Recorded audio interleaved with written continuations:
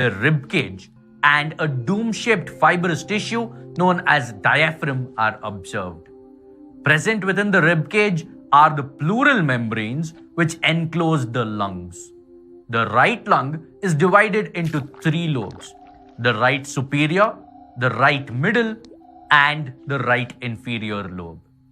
The left lung, which is smaller to accommodate the heart, has only two lobes: the left superior and the left inferior lobe. Both the lungs are associated externally with small tubular bronchi which unite and extend into the trachea. The trachea has incomplete C-shaped rings of cartilage which prevent the tracheal walls from collapsing. The trachea leads into the pharynx, which is connected to the nostrils. As we breathe in air, the oxygen molecules enter the nostrils and travel downwards through the pharynx and trachea to finally reach the bronchi. From each bronchus, oxygen travels into the lungs. Within the lungs, the bronchus divides repeatedly to form bronchioles. Oxygen travels through these bronchioles and reaches the alveoli, each of which is surrounded by a network of capillaries.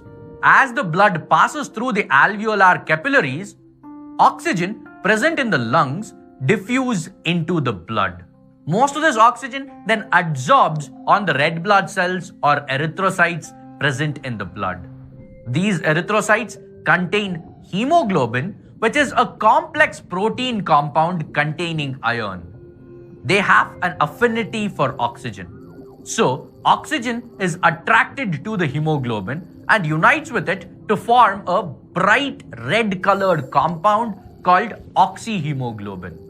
The oxyhemoglobin, which is an unstable compound, is carried by the blood to different tissues of the body.